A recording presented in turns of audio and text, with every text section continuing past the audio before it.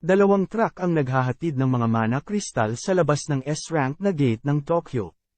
Nagtatanong si Yuri Orlev kung sapat ba ang 200,000 toneladang mga mana kristal upang punuin ang magic ng Magic Circle.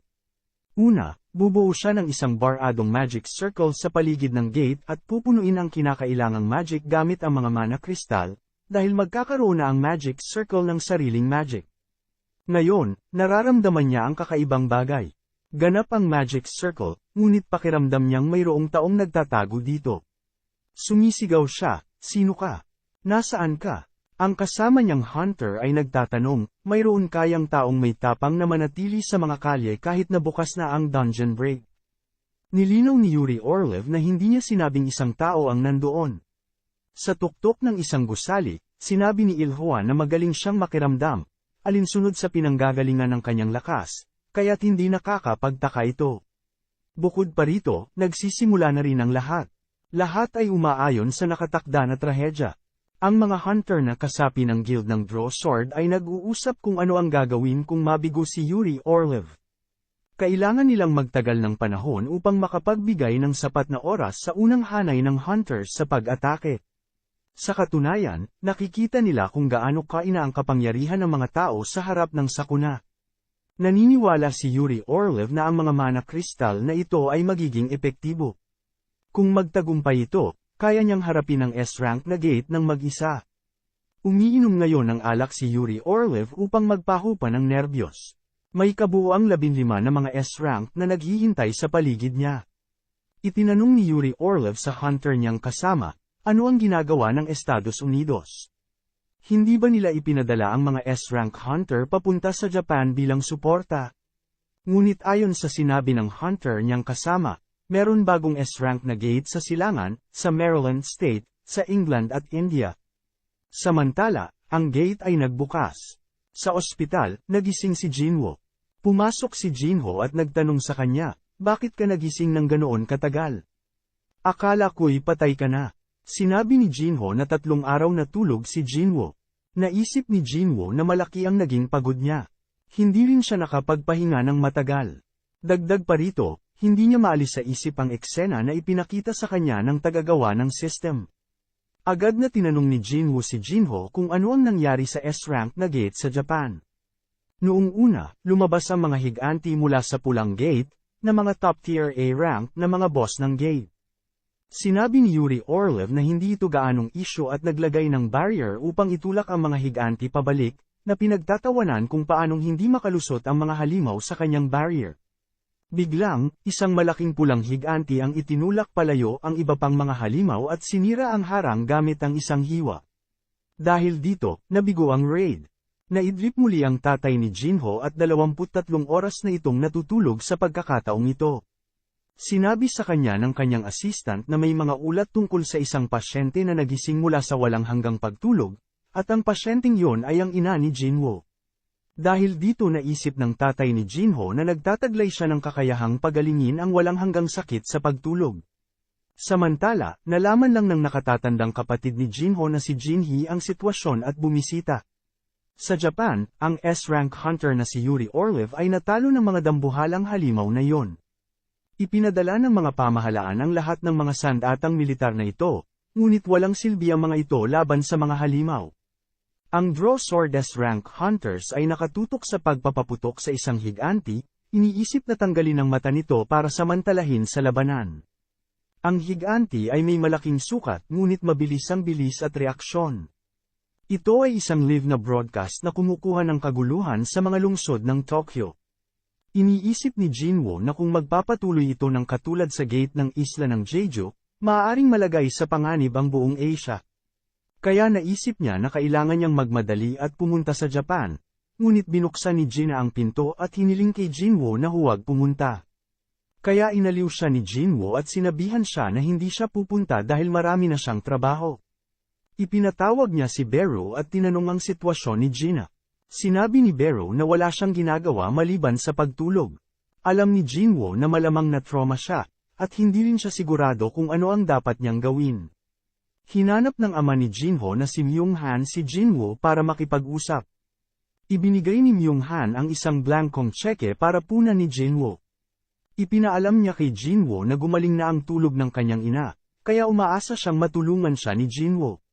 Sinabi ni Myung-han kay Jinwoo na ang gusto niya sa kanya ay ang katotohanan. Kung tutulungan siya ni Jinwoo, hindi niya makakalimutan ang kabaitan niya. Sinagot siya ni Jinwoo, sa kasamaang palad, wala siyang magagawa sa sitwasyong ito. Binanggit niya na kung alam niya kung paano gumaling ang kanyang ina at gustong kumita mula rito, hindi siya tatahimik tungkol dito. Napagtanto ni Jinwoo na wala siyang masyadong alam tungkol sa tatay ni Jinho at kung anong klaseng tao siya.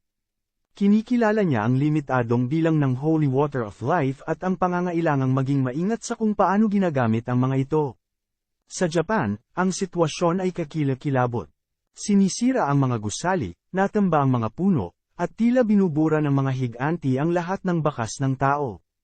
Ang pinakamalaking higanti ay nag-iisang nagbabantay sa gate, at walang nakakaalam kung ano ang nangyayari. Nagulat si Jinho nang ipahayag ni Jinwoo ang kanyang pagnanais na pumunta sa Japan. Nag-aalala siya tungkol sa kaligtasan ni Jinwoo, isinasaalang-alang ang balita tungkol sa mga higanteng halimaw sa ibang sukat kumpara sa Jeju Island Raid. Sinabi sa kanya ni Jinwoo na kung siya ay magtagumpay, ang katanyagan ng Asian Guild ay laganap sa buong mundo.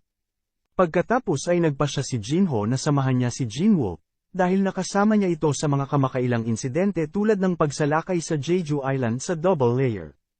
Tinanong ni Jinho si Jinwoo tungkol sa karaniwang kadahilanan sa lahat ng mga artikulo ng balita, na si Jinwoo ay wala kahit saan sa alinman sa mga ito. Ang maipagmamalaki lang niya sa iba ay palagi siyang nasa tabi ni Jinwoo. Sinabi pa niya na naniniwala siya kay Jinwoo at sigurado na kung ligtas si Jinwoo, magiging ligtas din siya. Ngumiti si Jinwoo at umalis. Ngunit nilinaw niya na nagbibiro siya at bakit siya pupunta ng Japan sa ganitong sitwasyon. Nasa state of inner conflict si Jinwoo, hindi sigurado kung ano ang dapat niyang unahin. Kinikilala niya na marami pa ring mas malakas kaysa sa kanya sa malawak na mundo.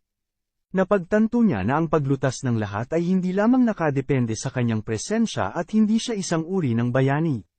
Pagbalik niya para sa hapunan, wala pa ring ganang kumain si Jin-a at nagtatago sa kanyang silid. Nagsalita si Jinwoo, na nagsasabing, "Ma, pupunta ako."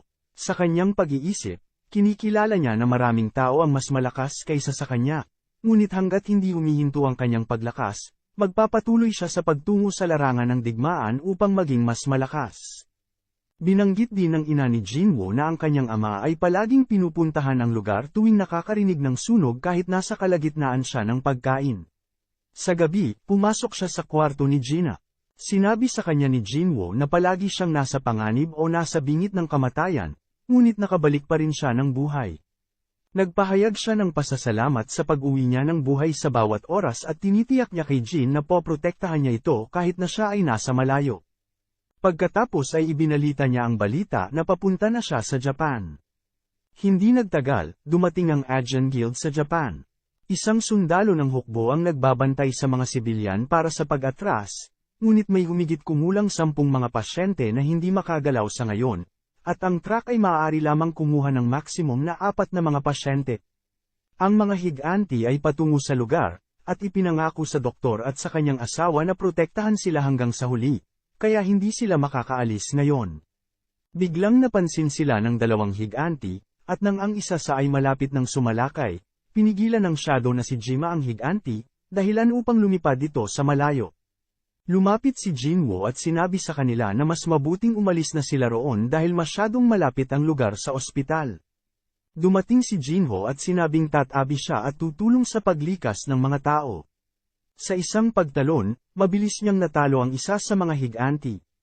Sa US East Maryland, pinag-uusapan ng ilang hunter kung paanong hindi pa nailalabas ni Jinwoo ang isang bahagi ng kanyang kapangyarihan mula kay Selner. Pustahan sila na si Jinwoo ay mamamatay mula sa mga higanti sa loob ng 1 o 2 araw. Biglang nagsalita si Thomas at nakipagpustahan na gusali ng Scavenger Guild na mabubuhay si Jinwoo. Sinabi niya sa kanila na tumutok sa STR Gate na lumitaw sa kanilang lugar. Sa pagkakaroon ng dungeon break bukas, iniisip nila kung ilan sa kanila ang mabubuhay. Ngunit nararamdaman ni Thomas na maaaring mas masaya ang maglaro sa Japan kaysa sa USA. Ang mga shadow bugs ay maliliit, Ito ay perpektong kontra laban sa mga higanti. Ang mga higanti ay mabilis na nilalamon ng mga insekto. May isang higanti ang hinahabol ang isang batang babae, mabilis na pinutol ni Igris ang kamay, at tumalo naman si Iron at pinalo ang ulo ng higanti sa mabilis na pagkatalo nito. Ramdam ni Jinwoo ang excitement ni Iron dahil sa kanyang promotion. Di nagtagal, nakatanggap ang Hunter Association ng mensaheng na recover na nila ang Nagoya, Nakatsugawa, Shizuka, Takayama at Nagano. Nagulat si Matsumoto at naalala ang mga mata ni Jinwoo nang una niya itong makita sa paliparan, napagtanto na si Jinwoo ay walang katulad na kapangyarihan. Sa una, hiniling ni Matsumoto kay Jinwoo na magtungo sa Osaka bilang priority para sa depensa, dahil naniniwala siya na gaano man kalakas si Jinwoo, hindi niya magagawang talunin ang lahat ng mga giant. Gayunpaman, tumanggi si Jinwoo at sinabi sa kanila na ilalabas niya ang lahat ng mga giant ng mag-isa. Nag-aalangan si Jinwoo sa pangalan ng mga giant shadow, ngunit kalaunan ay nagpa siya na pangalanan sila bilang 1, 2, 3, 4, 5, at 6. Naging madali lang ito sa ngayon, ngunit alam niyang marahil sa simula pa lamang ito. Ang mga shadow soldiers na ipinadala sa buong Japan, ay tumutulong sa mga hunter na puksain ang mga giant. Sa masaganang mana ni Jinwoo, ang mga matagal na laban ay garantisadong tagumpay para sa kanya. Ang mga pagod na giant ay walang paraan upang talunin ang mga shadow soldiers, dahil sila ay muling bumubuo kahit na nawasak. Gayunpaman, lumilitaw ang problema dahil mas maraming dungeon break ang nangyayari sa buong Japan dahil sa S-rank dungeon break. Ang mga halimaw na nasa mababang antas ay sumasakop sa mga lungsod kasama ang mga giant, kaya ang paglikas at pagsupil ay kailangang mangyari ng sabay-sabay. Sa ikapitong gabi ng dungeon break, ayon sa ulat ni Hankawa, walang ibang hunter sa Tokyo. May 3 nasawi, Yuri Orlev mula sa Russia at Hanzawa Kuki mula sa Black Hole Guild si Lucas Hoyle ng Canada. Karamihan sa mga giant ay napuksa na, at ang mga natitira ay hinarap ng Shadow Army ni Jinwoo at iba pang mga hunter. Ang napakalaking gianteng ito na nakaupo sa harap ng gate ng dungeon ang pinakahuli. Nararamdaman ni Jinwoo na ang view ng lungsod ay katulad ng Demon Castle, na isang pahiwatig mula sa system. Iniisip niya kung ano ang gustong sabihin sa kanya ng arkitekto. Kahit na ang Demon Castle ay isang pahiwatig ng hinaharap, nagpa siya si Jinwoo na kailangan lang niyang pigilan itong mangyari. Kaya naman natamo niya ang kanyang lakas at pumunta dito sa paghahanap ng kapangyarihan dahil napagod siya sa pagiging walang kapangyarihan. Sinabi ni Jinwoo kay Hankawa na narito ang lahat ngayon, at magsisimula na ang labanan. Ang lahat ng mga anino ay handa na. Tusk, Iron, Igris, Jima, Tank, at lahat ng giant na may bilang 1, 2, 3, 4, 5, at 6 na ay makikibahagi sa labanan. Pinaalalahanan ni Jinwoo si Jinho na lumayo kay Hankawa habang nagsisimula ang labanan. Kapag ang lahat ng mga bugs at Shadow Army ay malapit ng maabot ang giant, isang hampas mula sa giant ay kumuha ng higit sa 100 ng Shadow Army. Nararamdaman ni Jinwoo ang mana na nagmumula sa giant, kaya gusto niyang tumakas ng mabilis hanggat kaya niya. Kinakabahan siya nito, at hindi siya makapaniwalang may ganoong nilalang. Mayroong 2 paraan upang harapin ang pagkabalisa na ito, maaaring tumakas mula sa dahilan at kalimutan ang tungkol dito, o ganap na alisin ito.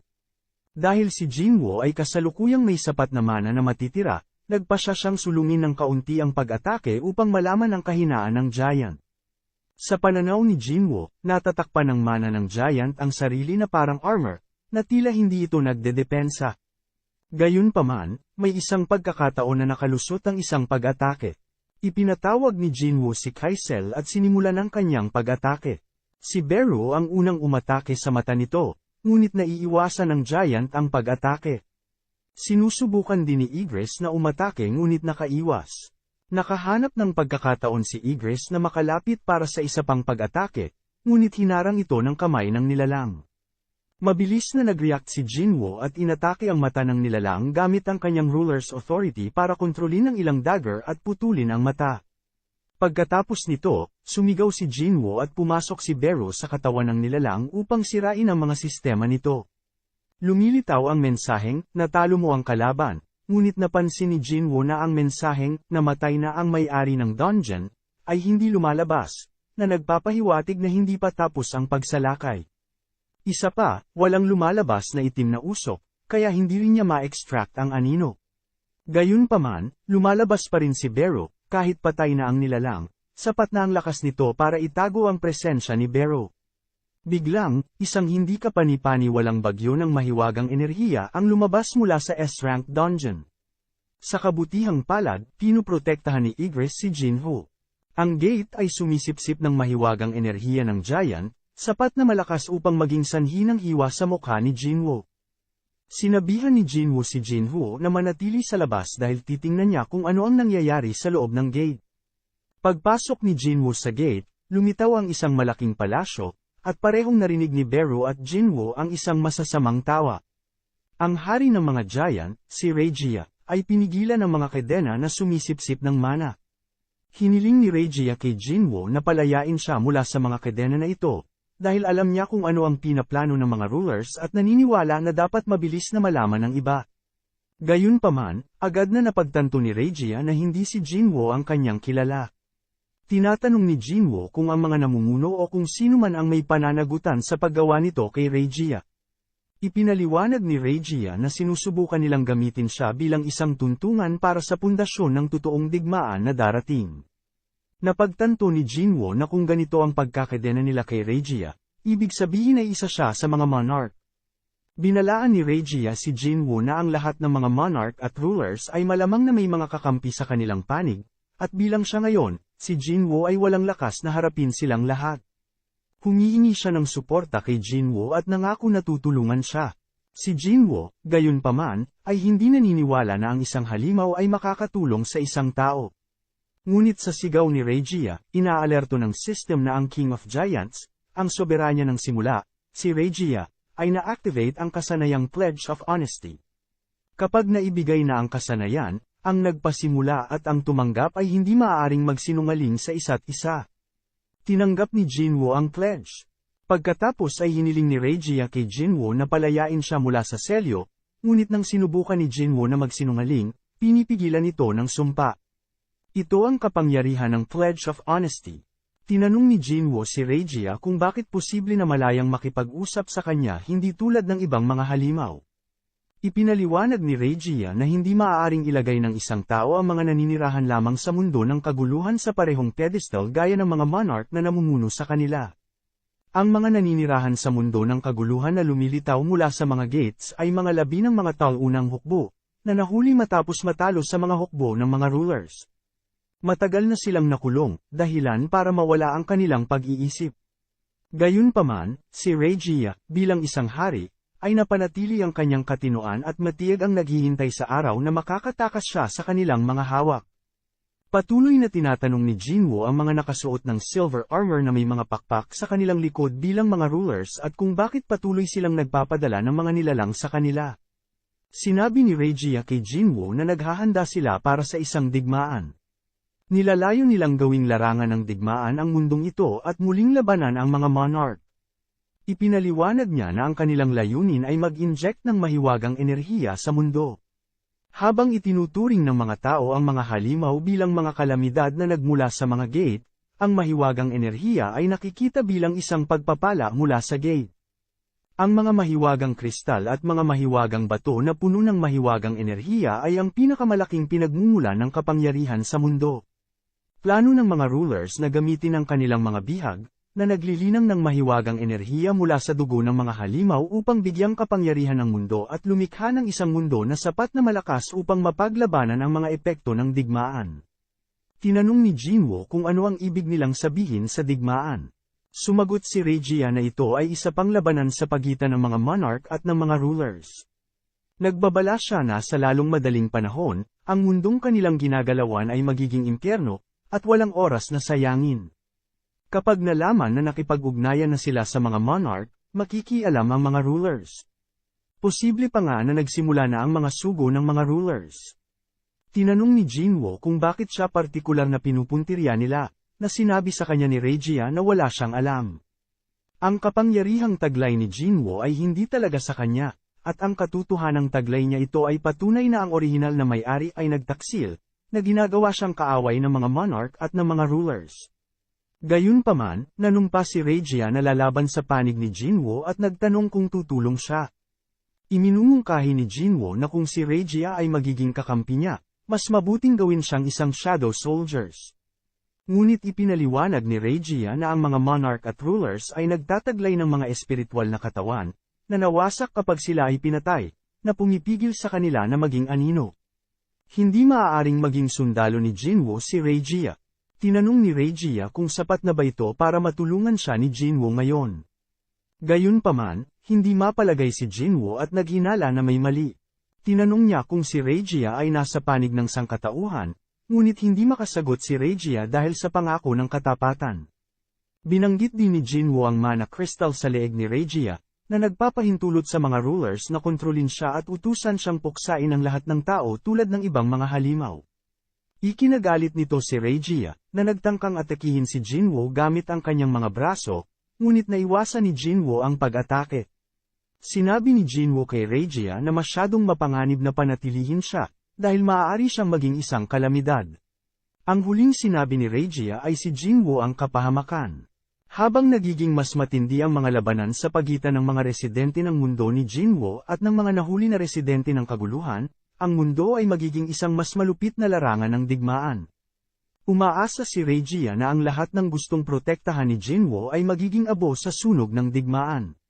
Sinisiguro ni Jinwoo sa kanya na hindi yun mangyayari. Inaalerto ng system na natalo ni Jinwoo ang Dungeon Master, ang Monarch of the Beginning, si Regia, isa sa 9 na monarch. Sinabi ni Jinwoo na hindi siya nakakuha ng isang Shadow Soldiers ngunit nakakuha ng isang uri ng shard bilang kanyang premyo. Matapos ang Class S dungeon sa Japan, level 122 na ngayon si Jinwoo. Isang helicopter ang dumaong sa isang bungalow house, at ang National Authority rank na sina Hunter Christopher Reed, Selner, at ang direktor ay may importanteng bagay na dapat pag-usapan. Tinanong ni Christopher ang kanilang layunin ng pagdating, iniisip kung tungkol ba ito sa S-rank gate na lumitaw sa silangan. Gayunpaman, sinabi sa kanya ni Selner na mayroon silang mas malaking problema, si Chris mismo ay maaaring mapatay sa malapit na hinaharap. Nagpahayag ng pasasalamat si Chris sa ginawa ni Selner ngunit binanggit niya na hindi sila masyadong close para magpalitan sila ng mga nakakalokong biro. Isiniwalat ni Selner na nanaginip siya tungkol kay Chris na napapaligiran ng isang grupo ng mga lalaki. Pinipigilan siya ni Chris, na isinasaalang-alang na walang kwenta na lumipad siya roon upang sabihin sa kanya ang tungkol sa isang panaginip. Gayunpaman, pagkatapos huminahon, nagtanong siya kung mayroong isang tao na maaari niyang hilingin para sa tulong na maaaring maprotektahan ang isang national rank. Iminumungkahi ni Selner na maaaring maprotektahan siya ni Hunter Jinwoo. Ang isip ni Jinwoo ay napuno ng mga pag-iisip ng kanyang kamakailang mga aksyon. Naniniwala siya na ang pagpatay sa hari, si Regia, ay ang tamang hakbang, kung isasaalang-alang ang napakalaking lakas na taglay ni Regia, kahit na natataka ng mga espesyal na kadena. Alam ni Jinwoo na ang ganap na pagpapalaya kay Regia ay maaaring magresulta sa isang mapaminsalang kahihinatnan, kaya nagpapasalamat siya na nakita niya ang sitwasyon bago ito lumaki. Ang balita ng pagkatalo ng Giants ay mabilis na kumalat sa buong mundo. At ang social media ay umalingaw-ngaw sa mga talakayan tungkol sa paglitaw ng isang potensyal na bagong National Authority rank hunter. Hindi lang mga Koreano ang nag-uusap tungkol dito, maging si Liu Jiagang ang 7-star hunter ng China na tumapos sa isa sa mga giant na naglalakbay sa dagat. Samantala, sa Maryland, ang mga Amerikanong hunter na matagumpay na sumalakay sa S-rank gate ay nagdiwang sa isang party na inorganisa ng gobyerno ng US. Si Thomas, ay lumapit sa mga hunter na tumaya sa pagkamatay ni Jinwoo sa loob ng 1 hanggang 2 araw, ay hiniling na ibigay nila ang kanilang mga taya. Kahit na ang isang hunter na hindi pa tumaya noon ay pinilit ni Thomas na magbayad. Ipinaalam sa kanya ng assistant ni Thomas na ang listahan ng mga guild na inimbitahan sa International Guild Conference ay inilabas na, at kasama ang Korean Ajin Guild. Nangangahulugan nito na pupunta si Jinwoo sa Amerika. Iniwan si Thomas na may kontentong ngiti. Si Jinwoo, ay hindi maiwasang makaramdam ng hiya dahil sa hindi niya nagawang talunin ang giant na tumawid sa dagat. Habang ipinahayag ni Jinho ang kanyang pagmamalaki sa mga nagawa ni Jinwoo, si Hanekawa ay naghatid ng balita tungkol sa isang tawag sa telepono na naghahanap kay Jinho. Matapos sagutin ang tawag, ipinaalam ni Jinho kay Jinwoo na kailangan niyang bumalik kaagad sa Korea, dahil may mga problemang hinaharap ang kanilang pamilya. Bagamat hindi sigurado sa mga detalye, ang nanginginig na boses ng ina ni Jinho ay hudyat na ito ay maaaring seryoso. Sa wakas, nakarating sila sa paliparan, kung saan pinayuhan siya ng assistant ng ama ni Jinho na kontrolin ang kanyang emosyon, na ipinaalam sa kanya na ang kanyang ama, si Myung-han, ay pumasok na sa huling estado ng pagtulog. Binalaan ng assistant si Jinho na huwag masyadong lumapit, dahil ang mga hunter na hindi makontrol ang kanilang mahiwagang kapangyarihan ay magpapalala lamang sa kondisyon kung sila ay nasa malapit. Inabot ng assistant kay Jinho ang isang bagay na ginagawa ng kanilang ama, ang chairman, bago nawala ng malay. Ito ay isang bagay na itinatago niya kung sakaling kailanganin niya ito sa hinaharap, ngunit naramdaman ng assistant na maaaring kailanganin ito ni Jinho ngayon. Binanggit kay Jinho ang kanyang ugali na mangolekta ng mga artikulo ng balita na gusto niya, at tiniyak ng assistant sa kanya na mahal siya ng kanilang ama at mataas ang inaasahan sa kanya at sa kanyang kapatid. Pinayuhan ng assistant si Jinho na umuwi muna. Habang naglalakad siya pauwi, nagkomento si Jinwoo kay Jinho na hindi niya kailangang umiyak dahil binibigyan siya ng heartburn. Kinuha ni Jinwoo ang kanyang holy water of life. Samantala, dumating si Jinhee sa ospital at nakita ang kanilang ama na nagising mula sa eternal sleep. Sa labas ng ospital, inisip ni Jinwoo na medyo maaga pa ngunit binati niya si Jinho ng maligayang kaarawan. Sa kasalukuyan, nagpapatuloy pa rin ang cooldown para sa Shadow Exchange, at hindi sigurado si Jinwoo kung ano ang gagawin sa sandaling ito bago bumalik sa Japan. Wala siyang matawagan at bigla niyang naisip si Cha Hae-in, ngunit nagpasya siyang maghanap na lang ng mga dungeon na walang may-ari. Biglang nagising si Christopher nang may pakiramdam na may mali. Tahimik ang lahat sa paligid, kahit ang tunog ng basag na baso ay walang ingay. Nagsalita si Chris, nagtatanong kung sino ang nandoon. Sa kanyang isipan, naalala niya ang mga hula ni Presidente at Selner at pagkatapos ay lumitaw ang tatlong Monarch, Iron Body Monarch, Queracia Monarch, at Beast Monarch. Binalaan ni Iron Body Monarch si Chris na hindi siya makakapagligtas ng anuman kung patuloy siyang lalaban habang sinusubukang tulungan ang mga tao, Fragment of the Brilliant Sun. Kinwestiyon niya kung ano ang sinasabi ni Iron Body Monarch, ngunit nilinaw ng Monarch na hindi niya direktang kinakausap si Chris kundi ang lalaking konektado sa kanya sa itaas. Nag-transform si Christopher sa isang spiritual body manifestation. Siya ay naging isang giant na may isang mata na tila nilamon ng apoy at liwanag. Nagsimula na ang labanan sa pagitan ni Christopher at ng tatlong Monarch. Mungkahi ni Beru, itaas ni Jinwoo ang kanyang kamay bilang pagkilala sa napakaraming tao na nagtipon upang makita siya. Samantala, habang papunta siya sa Korea, sinabi ni Jinwoo ilang chance ba ang kailangan para maupo sa tabi ng isang taong kilala niya sa eroplano. Tinariringgan niya si Adam White na nakaupo sa tabi, at bumati sa kanya ng may paggalang at binanggit na isang karangalan ang muling magkita. Nagtataka sa layunin ng kanilang pagkikita, tinanong ni Jinwoo si Adam.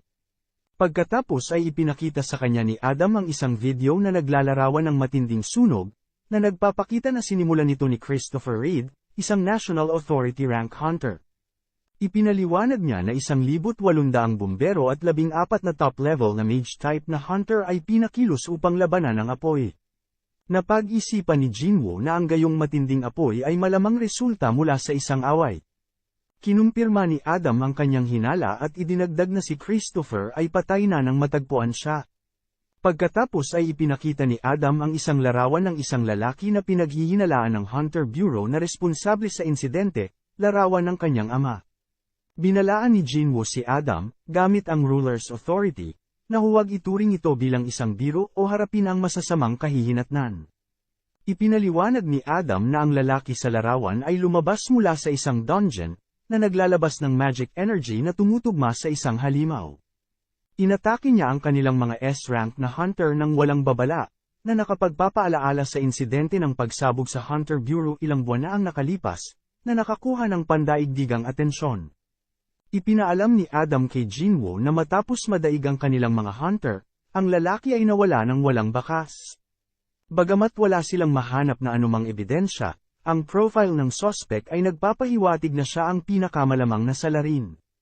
Ipinahayag ni Jinwoo ang kanyang pag-unawa at kinikilala ang kabigatan ng sitwasyon. Ang ebidensya ay nagmumungkahi na ang taong ito ay may potensyal na responsable para sa mga kamakailang insidente, at napagtanto ni Jinwoo na kailangan niyang mag-imbestiga pa upang matuklasan ang katotohanan. Ipinaliwanag ni Adam kay Jinwoo ang dahilan kung bakit niya ipinakita sa kanya ang larawan ay dahil sa internasyonal na kumperensya ngayong taon, ang American Hunter Bureau ay nagnanais na mag-issue ng pulang abiso para sa lalaking pinag-uusapan. Ibig sabihin, hindi na itatago ng sikreto ang investigasyon. Nilinaw pa ni Adam na gusto nilang mapanatili ang magandang relasyon at sa makatuwid ay ipinaalam kay Jinwoo bago ang pampublikong anunsyo. Lumilipad ang isip ni Jinwoo sa kanyang ama, na nawala 10 taon na ang nakakaraan at bumalik bilang isang halimaw. Binanggit ni Adam na ang mga kakayahan ng telekinesis ng lalaki ay nasa ibang antas kumpara sa mga high-ranked magic hunters, at tanging ang National Authority rank hunters ang nagtataglay ng ganoong kapangyarihan. Ito ay nagiging maliwanag na ang taong ito ay ang ika-6 na pambansang antas ng hunter. Ang internasyonal na kumperensya ng guild ay isang mahalagang kaganapan kung saan ang mga guild na kumakatawan sa bawat bansa ay nagtitipon upang talakayin ang mga kasalukuyang kaganapan at ang mga hinaharap na prospect ng mundo ng hunter. Kamakailan ay inanunsyo ng American Hunter Bureau ang listahan ng mga inimbitahang guild, at ang Ajan Guild mula sa Korea, kung saan si Son Jinwoo ang guild master, ay naging mainit na paksa sa buong mundo. Sa Korea, isang panayam ang nagaganap. Tinanong ng mga reporter si Choi Jong-in, ang guildmaster ng Hunters, tungkol sa kanyang mga saloobin sa pakikilahok ni Ajan. Nagpahayag si Choi Jong-in ng magkahalong pagmamalaki at awa, na kinikilala na mayroon na silang hunter na maaari nilang maaasahan bilang isang malakas na puwersa laban sa anumang banta. Binanggit niya na utang nila ang kanilang buhay kay Jinwoo, dahil nag-iisang iniligtas niya sila sa maraming mapanganib na sitwasyon. Samantala, sa ilalim ng site ng association, ipinaalam ni Jin Chul kay Gunhee na mayroong kahilingan para sa data ni Jinwoo mula kay Liu Jiagang, isang 7-star na rango na hunter. Nagulat si Gunhee sa individual na kahilingan mula kay Liu Jiagang, na nagpapahiwatig na ang reputasyon at kakayahan ni Jinwoo ay nakakuha ng atensyon ng makapangyarihang mga hunter. Ang China ay may sariling sistema ng pagraranggo para sa mga hunter, na ang pinakamataas na rango ay ang 5-star na rango. Gayunpaman, mayroong isang eksepsyon, si Liu Jiagang, na binigyan ng rango na 7 bituin. Ipinagpalagay ni Jin Chul na ang interes ni Liu Jiagang kay Jinwoo ay maaaring dahil sa pagkatalo ni Jinwoo sa mga giant, dahil kinikilala at interesado ang malalakas na individual sa iba na nagpapakita ng lakas. Sa site ng Scavengers Guild, ipinaalam ni Thomas kay Donsu na huwag pakialaman si Jinwoo at ibinunyag niya na alam niya ang tungkol sa kasaysayan sa pagitan nina Donsu at Jinwoo. Binalaan ni Thomas si Donsu na huwag galawin si Jinwoo at hiniling sa kanya na iwasang lumapit kay Jinwoo. At gamitin ang mga vilya ng guild sa panahon ng kumperensya. Nag-aatubili si Donsu, at inutusan ni Thomas ang kanyang assistant na bantayang mabuti si Donsu hanggang umalis si Jinwoo sa US. Sa site ng USAA, si Leonard Nierman, isang kinatawan ng German Richter Guild, ay nagtataka kung bakit napakaraming reporter ang naroroon.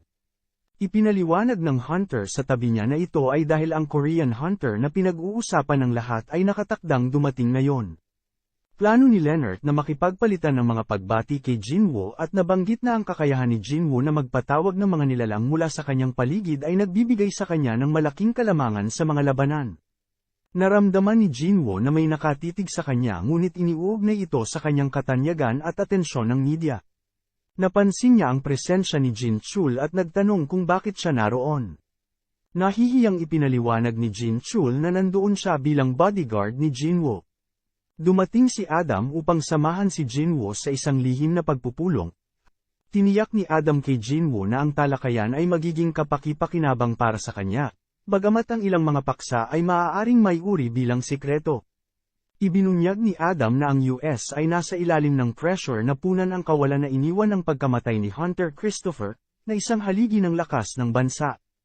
Ipinakita ni Adam kay Jinwoo ang projection ng Kamish runestone at ipinaalam sa kanya na naghahanap sila ng bagong may-ari ng runestone na nakuha mula sa dragon. Ipinahayag ni Jinwoo ang kanyang pagnanais na makita ang katawan ni Kamish at tinanong kung iniimbak ito ng US. Hiniling niyang pumunta muna doon, na nagsasabi na handa siyang makipagtulungan sa Hunter Bureau at naniniwala siyang may karapatan siyang gawin ang kahilingang ito. Pumayag si Adam na iulat ang kahilingan ni Jinwoo at hiniling sa kanya na maghintay habang inihahanda nila ang ulat. Iniulat ni Adam ang kahilingan ni Jinwoo sa kapwa-direktor at direktor ng Hunter Bureau.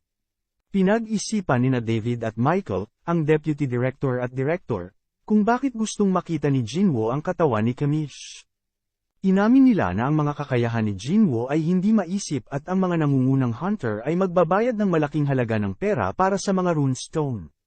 Napagtanto nila na ang kapangyarihan ni Jinwoo ay hindi limitado sa mga halimaw na pinatay niya at isinasaalang-alang ang posibilidad na gusto niyang gawing isa sa Shadow Soldier. Nagpahayag ng pag-aalala si David sa isang individual na may ganoong kapangyarihan, ngunit iminungkahi ni Michael na ang pagtanggi sa kahilingan ni Jinwoo ay maaaring masira ang kanilang relasyon sa kanya. Sa huli ay nagpasya si David na personal na i-escort si Jinwoo, na nakikita ito bilang isang pagkakataon upang masaksihan mismo ang kanyang mga kakayahan. Naramdaman niya ang mahiwagang enerhiya sa hangin at nag-isip tungkol sa kapangyarihang ilalabas kapag naging sundalo na ang katawan ni Kamish.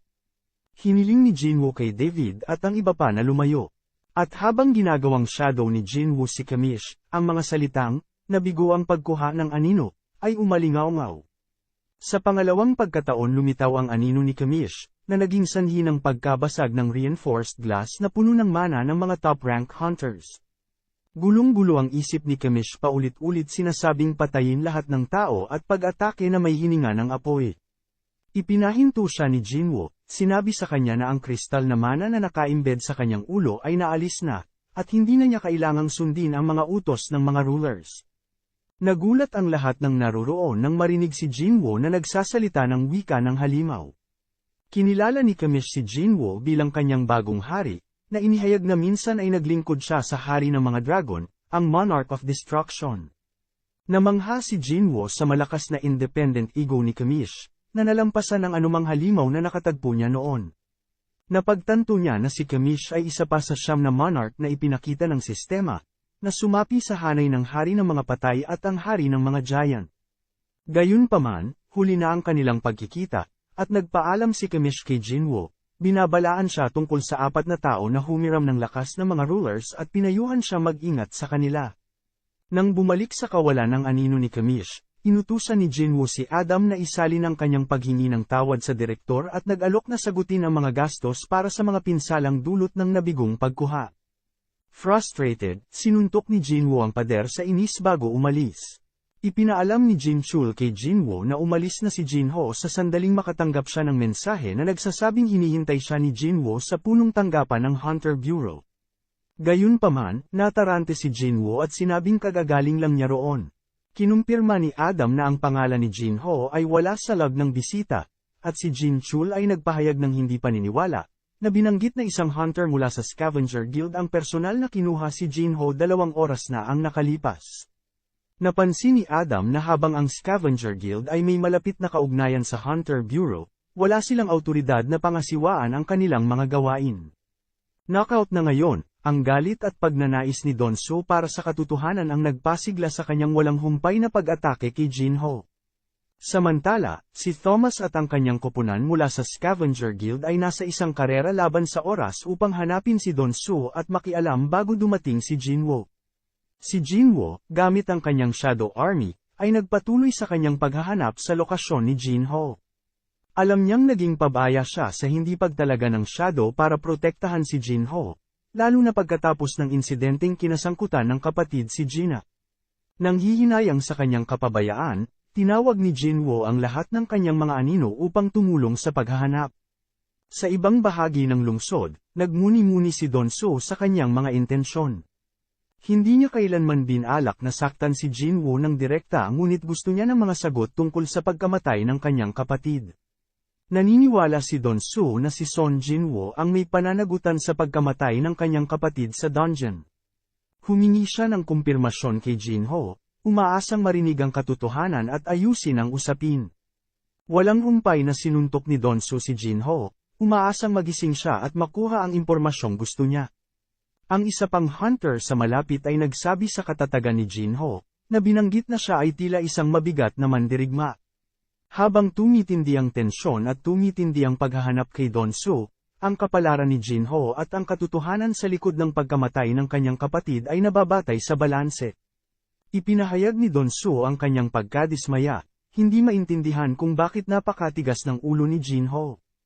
Nakita niyang kapuri-puri ang katapangan ni Jinho, ngunit binalaan siya na ang kanyang katigasan ng ulo ay hindi haantong sa pagpapatawad.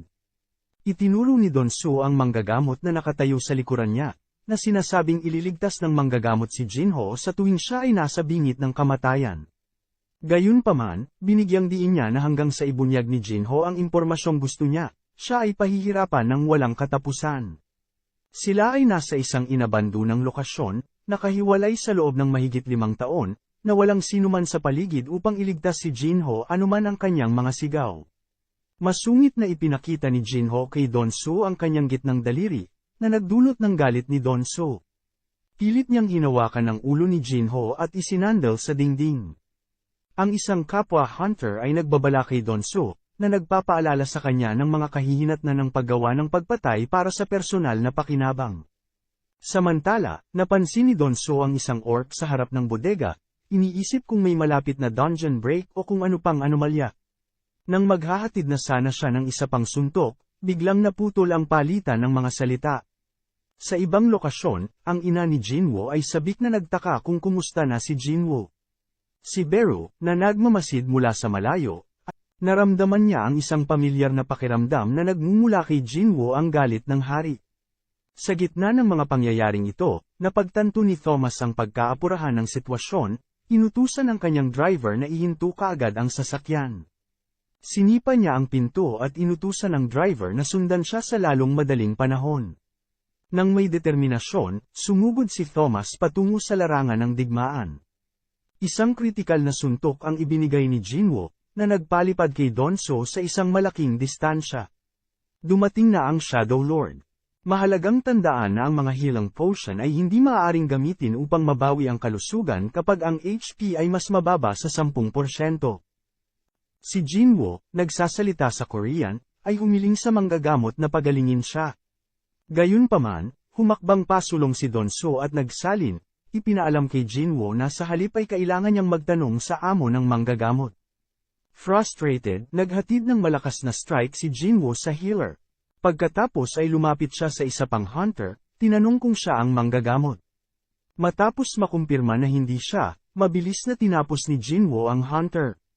Sa gitna ng kaguluhan, mahinang binalaan ni Jinho si Jinwoo na mag-ingat sa kaaway. Tinanong muli ni Donsu si Jinwoo, tinanong kung siya ang pumatay sa kanyang kapatid at mga kasamahan sa koponan. Sumagot si Jinwoo, na sinabihan si Donsu na tanungin siyang muli kapag nagkita sila. Tinangka ni Donsu na suntukin si Jinwoo, ngunit napakalaki ng pagkakaiba ng kanilang mga kakayahan. Madaling naiwasan ni Jinwoo ang pag-atake at naghatid ng kritikal na suntok bilang kapalit. Si Donsu ay ipinadala sa paglipad ng medyo malayo. Napakurap si Jinwoo sa kanya, hinawakan ang kanyang ulo at binasag ito sa sahig. Nang tumindi ang komprontasyon, dumating si Thomas sa eksena at hinimok si Jinwoo na huminto. Iminungkahi niya na kung pabayaan ni Jinwoo si Donsu, kakalimutan nila ang mga pangyayari sa araw na iyon. Tumugon si Jinwoo sa pamamagitan ng pagtatanong kung ano ang mangyayari kung tumanggi siya. Nagbabala si Thomas na kailangan niyang pigilan si Jinwoo sa pamamagitan ng puwersa. Hindi na bigla, itinapon ni Jinwoo si Donsu, tinanggap ang hamon ni Thomas. Sa sandaling yon, naniwala si Donsu na walang ibang pagpipilian si Thomas kundi ang makialam at pigilan si Jinwoo. Habang ang mga miyembro ng Scavengers Guild ay nagtitipon sa labas ng bodega, si Thomas ay pinalipad ni Jinwoo, na lumapag sa malayo. Inutusan ni Jinwoo ang kanyang summons, Igris at Kaizel, na dalhin si Jinho sa pinakamalapit na ospital para sa agarang paggamot. Sa sandaling umalis si Kaizel, ang lupa sa ilalim ng mga ito ay naging isang larangan ng digmaan habang si Jinwoo ay humarap sa buong Scavengers Guild. Sa sandaling yon, wala nang pakialam si Thomas kay Donsu. Nakaramdam siya ng kahihiyan sa pagwawalang bahala ni Jinwoo sa kanya at napagtanto niya na ang tanging paraan upang igiit ang kanyang kapangyarihan ay sa pamamagitan ng pagpatay kay Jinwoo. Lalong nadagdagan ang pagkadismaya ni Thomas Andre nang masungit na tumanggi si Jinwoo sa kanyang alok at tumugon ng may pag-aalipusta. Napagtanto ni Thomas na pagsisisihan niya ang hindi pagkuha nitong huling pagkakataon upang maiwasan ang isang komprontasyon. Tumindi ang labanan sa pagitan ng mga miyembro ng Scavengers Guild at Shadow Army ni Jinwoo. Napansin ni Thomas si Tusk, isa sa mga miyembro ng Shadow Army, na nagcast ng shield upang protektahan ang mga anino. Mabilis niyang tinapos ito at pumasok sa bodega, hinahanap si Jinwoo. Habang itinataboy ni Thomas ang mga Shadow Tanker, sinubukan niyang hampasin si Jinwoo. Gayunpaman, mabilis na umatake si Jinwoo, ngunit hindi kayang labanan ng kanyang dagger ang depensa ni Thomas. Sa isang malakas na counterattack, sinuntok ni Thomas si Jinwoo, na nagpapaalala sa kanya na huwag maliitin ang isang national level na hunter.